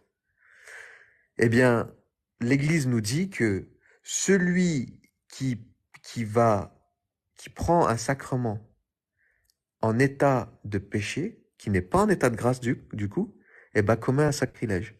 Et il est sacrilège de communier lorsqu'on est en état de péché, lorsqu'on n'est pas en état de grâce. Et voilà pourquoi les confessionnaux sont vides aujourd'hui, parce qu'on n'enseigne plus ça. Avant, les confessionnaux, il y avait 200 mètres de queue. Les confessionnaux, ils étaient blindés. Parce que les gens, ils savaient qu'il fallait qu'ils soient en état de grâce. Et le rapport, du coup, à la religion, elle est plus du tout pareil. C'est beaucoup plus exigeant, du coup. On se rend compte à quel point, pour rester catholique, il faut toujours se maintenir en état de grâce. Par exemple, ne pas se rendre à la messe un dimanche, c'est un péché mortel. Un jour, on fera un live où je vous montrerai tous les péchés qui existent. On va faire la liste des 10 commandements et tous les péchés mortels associés à ces 10 commandements. Et là, vous allez comprendre qu'en fait, on est tous des pécheurs de dingue, en fait. Et c'est très très bien de se reconnaître pécheur parce que c'est une fois qu'on a identifié le mal, le péché, qu'on est capable, en fait, de s'élever et de monter la barre toujours un peu plus haut. Après, il faut pas se traumatiser non plus, il faut y aller par étapes, mais voilà, c'est important de prendre conscience de tout ça. C'est ce qui fait la différence entre quelqu'un qui croit à la légère et quelqu'un qui croit vraiment, quoi. Donc voilà, voilà pour les deux sacrements, baptême et pénitence, qui produisent la grâce. Car dans le sacrement, la grâce est toujours donnée dès lors qu'il est valide. Mais la grâce n'est pas toujours reçue. Hein. La grâce est toujours donnée, mais la grâce n'est pas toujours reçue, par manque de disposition. C'est pourquoi cette chose précieuse, entre toutes, est profanée, et celui qui le fait commet un sacrilège. Hein.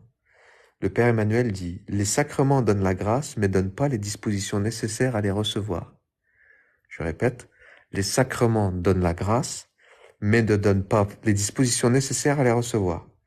Quelles sont les dispositions nécessaires pour recevoir la grâce? Par exemple, le baptême.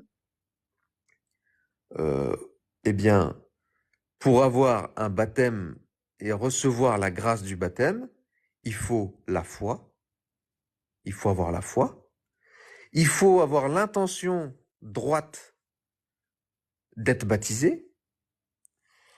Et il faut l'état de grâce. Sauf pour le baptême et la pénitence. Pour tous les autres, il y a 3 conditions.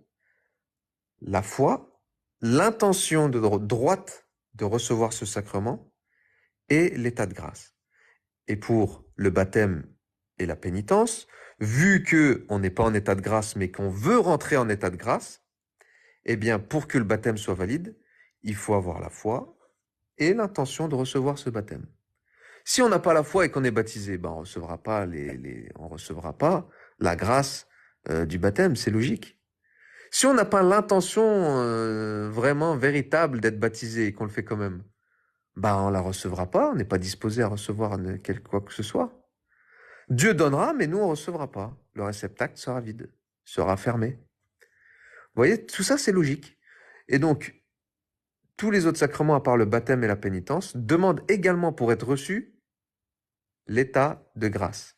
Voilà. Celui qui communie en état de péché mortel, il a rien, il faut même pas compter il faut pas compter sur le bon Dieu pour que ça fonctionne. Hein. Et au contraire, c'est un sacrilège.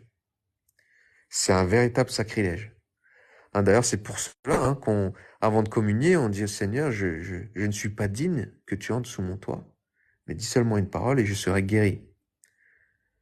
Tellement on flippe, on reçoit le corps du Christ. On reçoit le corps du Christ à ce moment-là. Il faut méditer là-dessus. On reçoit le Saint des Saints. Donc voilà. C'est pour ça que bon, c'est pas facile d'être catholique. C'est pour ça que c'est la vraie religion. Vive le catholicisme. Vive le catholicisme. C'est pour ça que ça crée des saints. C'est incroyable cette religion, mais vraiment, vive le catholicisme. Cette religion vient de Dieu. Elle vient pas d'ailleurs.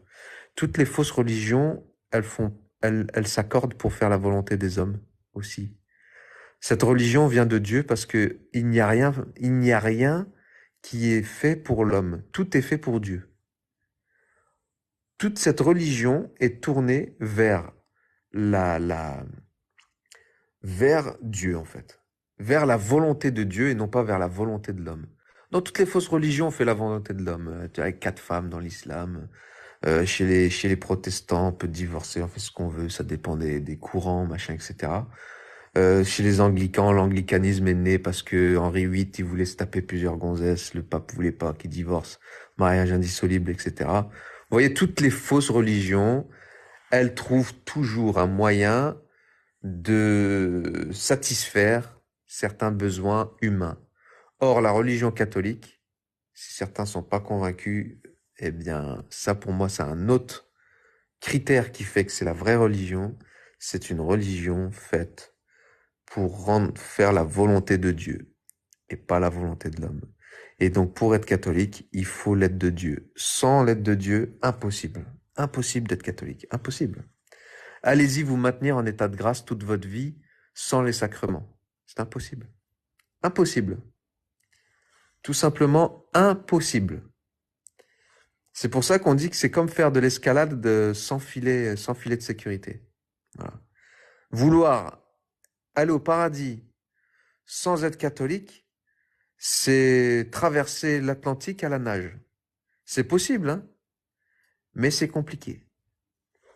C'est compliqué. Alors, vaut mieux utiliser, Dieu nous a donné par son immense miséricorde, nous a donné un instrument gratuit, disponible. Les sacrements, c'est gratos, pour nous aider à nous maintenir en état de grâce, pour nous fortifier, pour nous faire grandir, etc.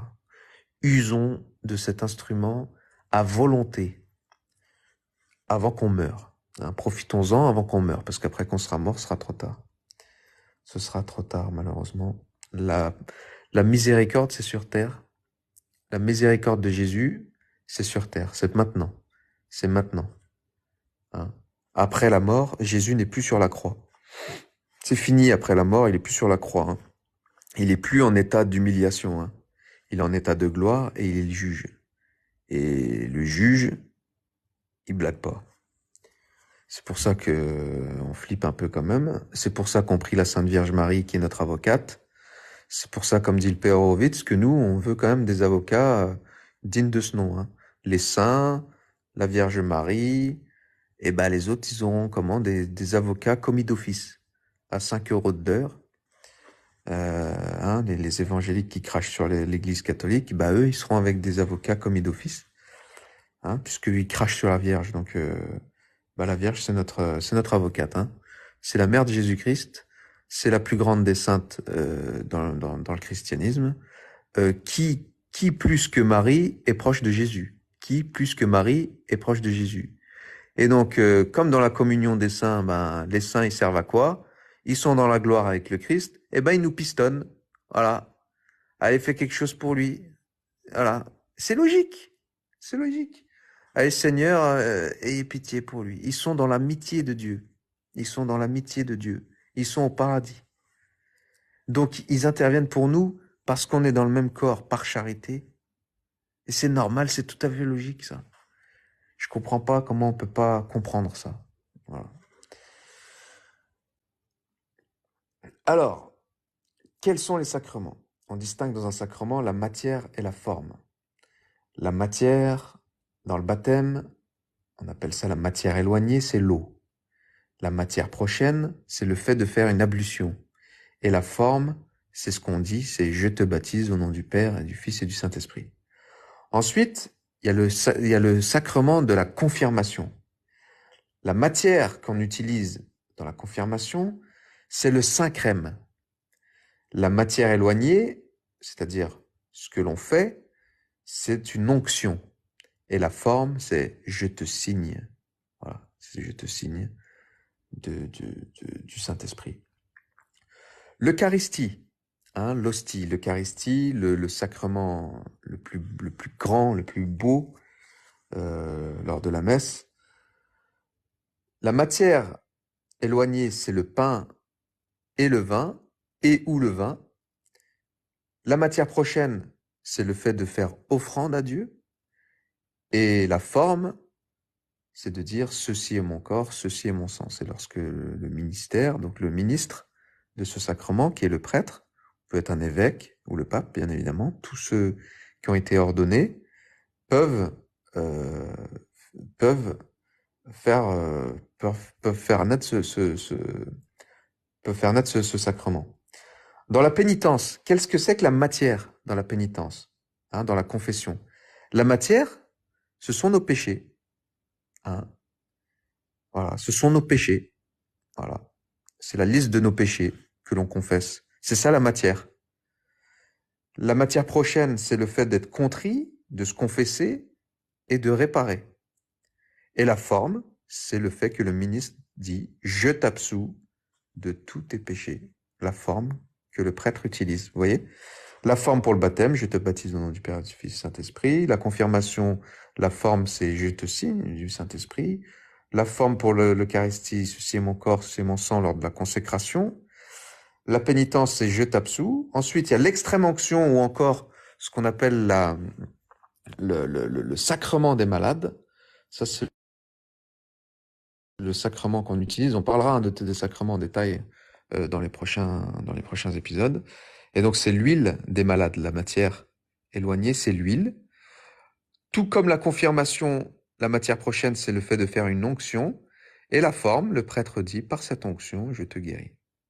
Le mariage, c'est quoi la matière dans le mariage?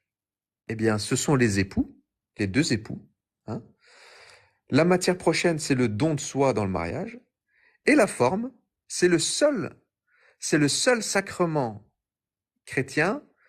Le mariage, c'est le seul sacrement chrétien où ce sont les époux eux-mêmes qui sont les ministres du sacrement. C'est le fait qu'ils disent oui mutuellement. Le consentement mutuel. Lorsque devant témoin, devant un prêtre et devant témoin, l'époux dit à son épouse oui et que l'épouse dit à son époux oui, ce consentement mutuel, eh bien verrouille le sacrement. Voilà.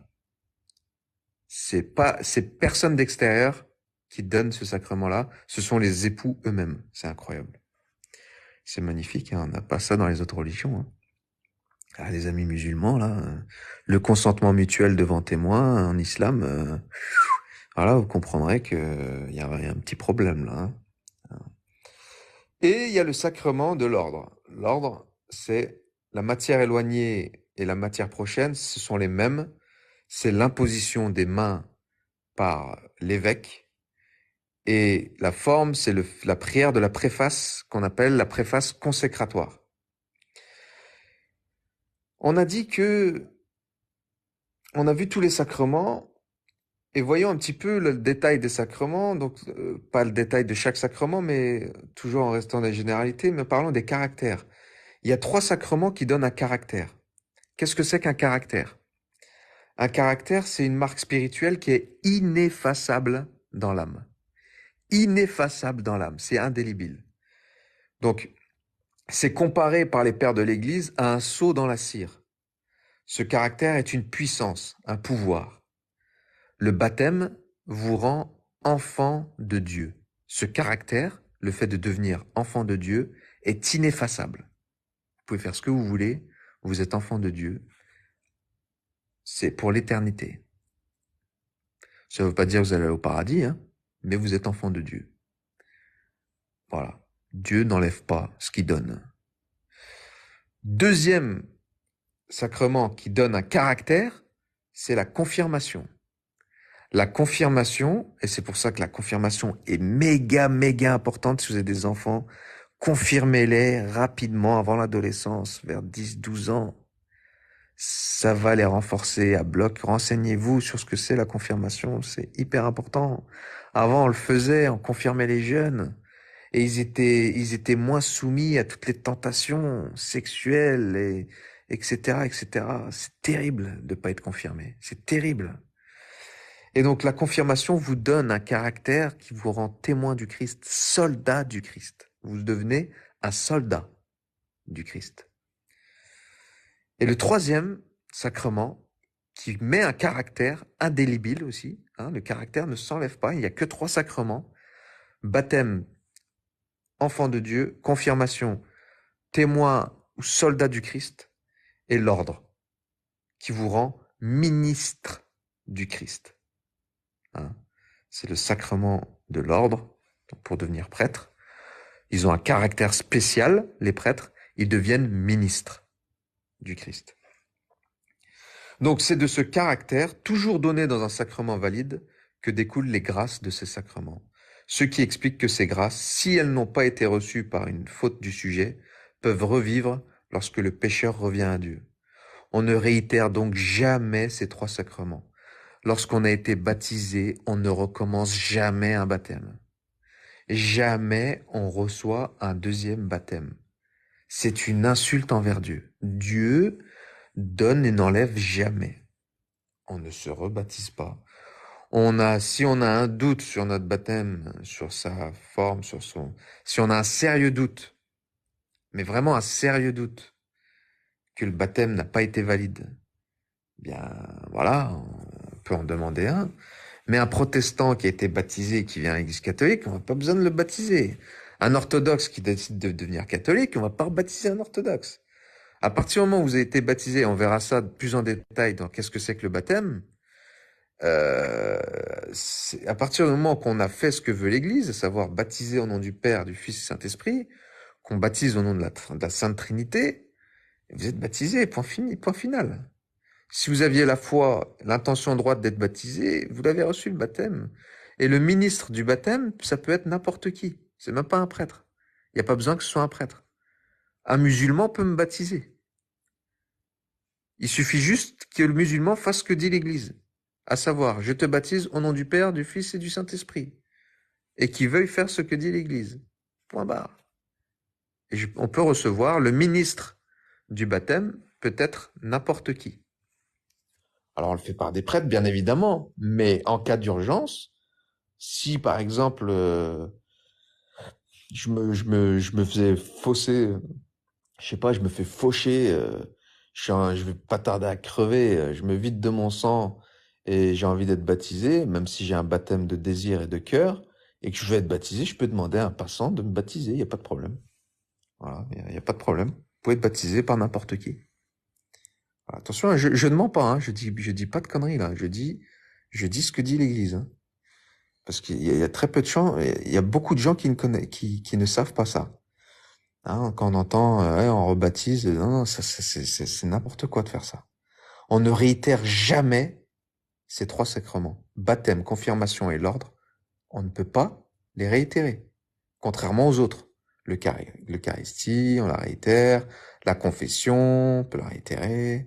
L'onction, l'extrême onction ou le sacrement des malades, on peut la réitérer. Il n'y a pas de problème. Le mariage, normalement, c'est qu'une fois, mais comme il y a des cas un peu spéciaux où il y a possibilité de dissolution, ça peut être réitéré. Mais ceux qui ne se réitèrent pas strictement, baptême, confirmation et l'ordre. Donc la validité, pour qu'un sacrement soit donné, il faut la matière, la forme, le ministre. Pour le baptême, le ministère, c'est le prêtre. Si c'est dans le ministre pour le baptême, c'est le prêtre ou un diacre délégué, ou alors tout homme, même non chrétien. Dans le mariage, le ministère, c'est les époux. Dans l'ordre, le sacrement de l'ordre, c'est l'évêque. seul l'évêque. La confirmation, c'est l'évêque. Et pour tous les autres, que ce soit l'extrême onction, la pénitence, l'Eucharistie, c'est le prêtre. Et donc l'évêque, puisque l'évêque a le pouvoir du prêtre. Et eux seuls, hein. Extrême onction, pénitence, Eucharistie, seul le prêtre et les évêques peuvent donner ces sacrements. La confirmation, l'évêque. Ou le prêtre si l'évêque a donné procuration à un prêtre de le faire à sa place. Parce que, et ça arrivait très souvent dans le début du christianisme, où des évêques, vous imaginez, hein, la logistique était un peu compliquée, pour aller d'un endroit à un autre, eh bien, il y avait des évêques qui pouvaient donner ordre à des prêtres de confirmer.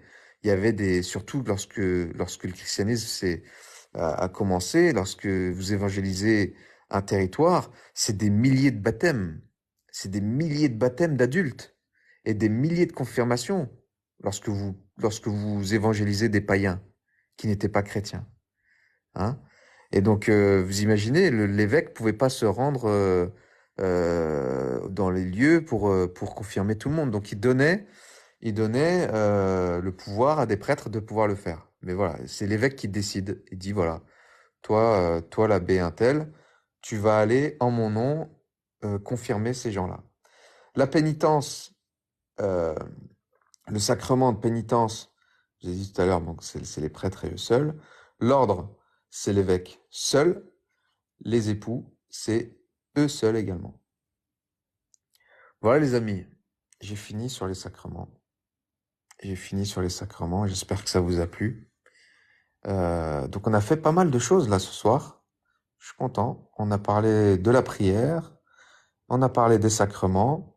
Puis la prochaine fois, on va attaquer les sacrements. On va parler du baptême. On va commencer par le baptême. Et puis ça va être sympa. Tiens, je remets les commentaires. Si vous avez des commentaires, n'hésitez pas. Voilà les amis.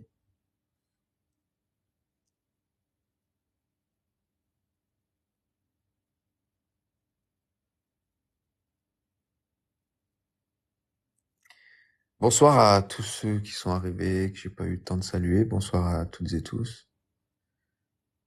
Keroxti, ouais, tu peux me parler en privé, tu m'envoies un message, y a pas de problème. Pas de problème, mon ami.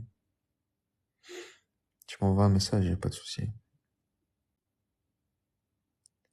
Je n'ai perdu personne, ça va. Ouais, ça va, c'était clair, j'espère, hein. C'est pas évident des fois.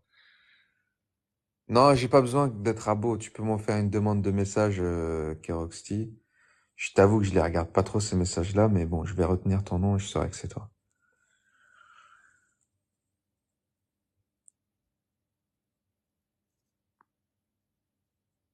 Pas de souci, Nathalie, avec grand plaisir.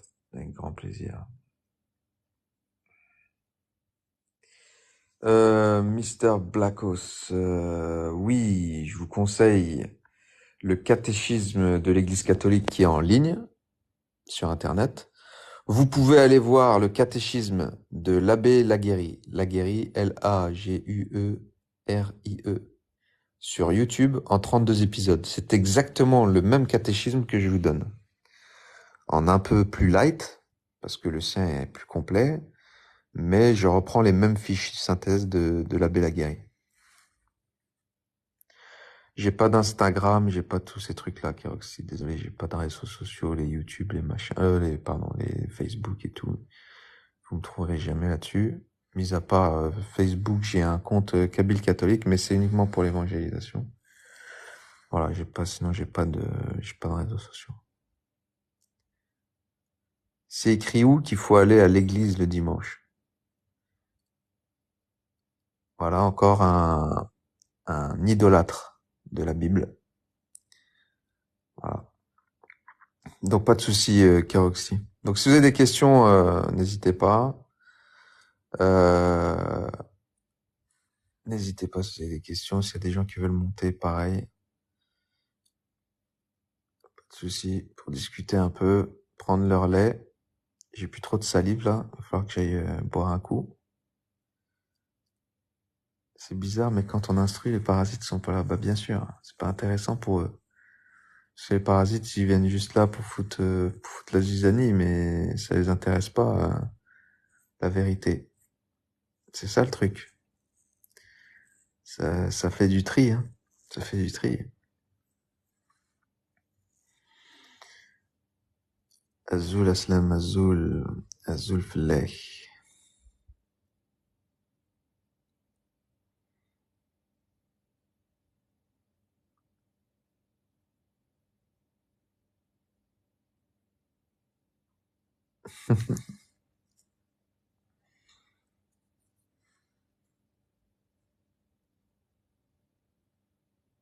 Ouais, c'est ça, Zina, t'as tout compris, hein. Ah, merci d'avoir compris. Zina, franchement, c'est pour ça, si quelqu'un peut monter, ce serait cool, parce que il va vous occuper un peu, parce que j'ai bien envie d'aller vapoter un peu, ouais, de boire un verre d'eau. Bankai. Qu'est-ce qu'il y a dans le christianisme que tu n'as pas trouvé dans l'islam? Absolument tout.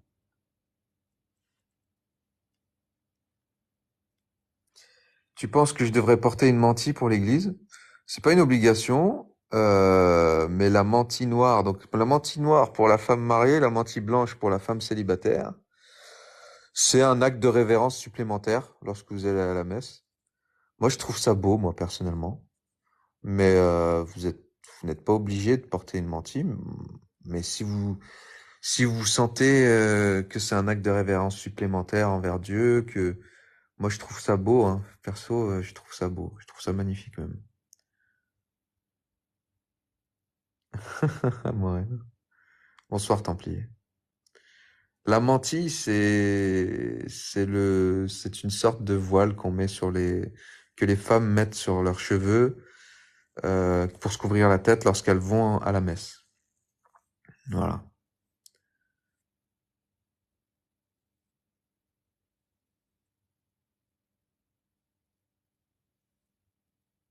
Donc, Marie, je sais pas, porter une mantille pour aller à l'église, ben, faites ce que vous voulez, en fait, vous êtes libre. Mais il y a certaines églises, certaines paroisses où je vais à Paris, qui sont un peu plus tradies, où il y a encore des femmes et des jeunes femmes qui viennent avec des mantilles. Moi, je trouve ça très très beau, hein, personnellement. Mais bon, c'est pas la mantille qui fait le chrétien, hein.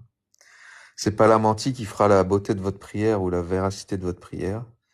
Mais c'est vrai que sur la forme, ça marque quand même voilà, on va pas se cacher, ça marque un peu de révérence supplémentaire. Voilà.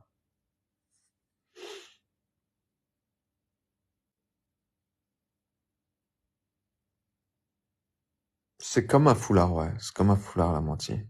Allez-y, regardez sur Internet, allez sur Google, vous tapez mantille, vous verrez à quoi ça ressemble. C'est un, c'est un peu plus light quand même qu'un voile, hein. Mantille. Attendez, mantille, blanche et mantille noire en fonction de si vous êtes célibataire ou femme mariée. Donc c'est un voile qui est apparu en Espagne, hein.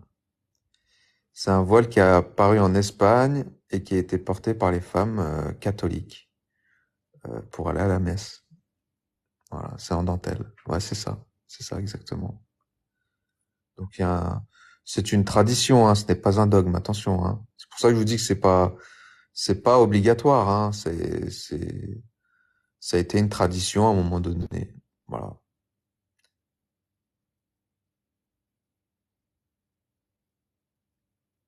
voilà.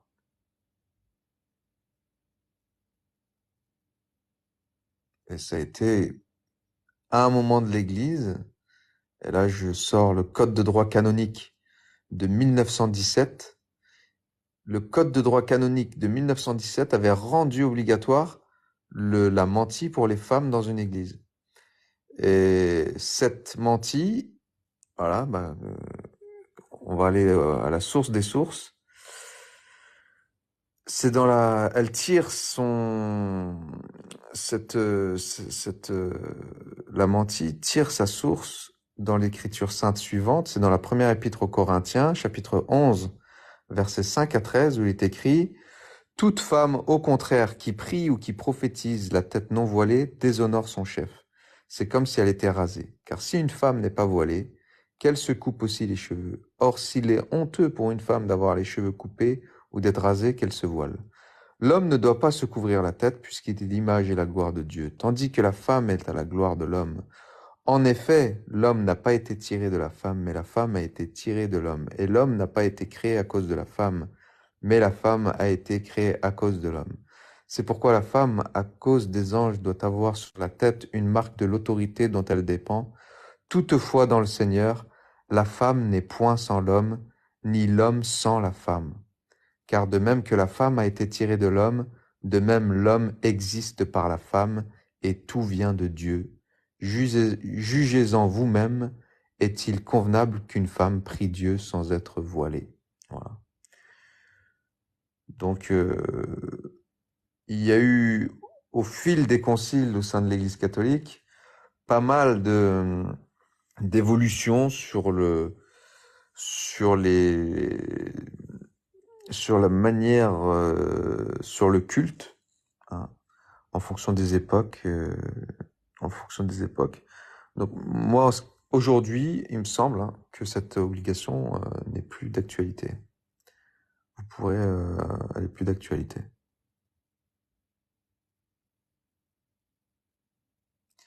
C'est tombé, d'ailleurs, le port de la mantille est tombé en désuétude à partir des années 60.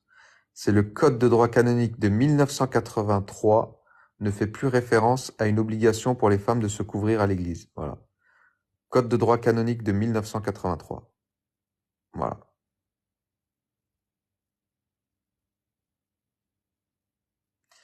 Par contre, dans d'autres pays que la France, par exemple en Espagne, ils continuent à la porter. Voilà, il n'y a pas d'obligation, mais il n'y a pas non plus, il y a pas non plus de rejet au port de la mantille. Salut Mehdi, écoute, pas de problème. J'ai fait sur la fraternité Saint-Pédis, tu pourras aller regarder sur ma chaîne YouTube. J'ai diffusé une vidéo aujourd'hui de la Bérovitz. J'en diffuserai une autre demain qui parlera beaucoup de ça.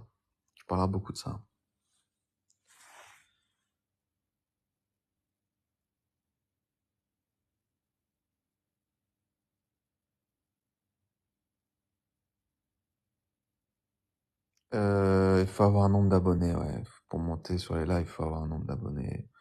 Je crois qu'il en faut 500, un truc comme ça. Il en faut 500. Ouais, ben, il y a encore, voilà, la menti est c'est très lié à la tradition, hein. Les gens qui sont attachés à la tradition, voilà, ils la portent, hein, c'est vrai. C'est louable, hein. On va pas dire le contraire. Moi, je trouve ça très, très beau. Très, très beau et très révérentiel d'un point de vue chrétien. C'est une marque de révérence supplémentaire, de respect à Dieu. Même si ce n'est pas la menti qui fait la chrétienne, bien évidemment. Après, il faut pas rentrer non plus dans le côté intégriste qui dirait vous avez vu, moi j'ai une menti, elle a pas de menti, c'est une mauvaise chrétienne. Vous voyez, c'est ça le travers aussi un peu des tradis, hein. Hein, c'est de se croire mieux que les autres. Bah, quand on fait ça, on a tout perdu, hein. On perd de la charité, on perd tout, on se met à juger. Et ça, c'est un piège aussi. Voilà.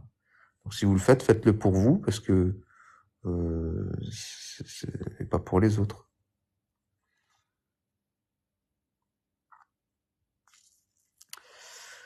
Voilà les amis. Écoutez, je vais vous laisser, moi.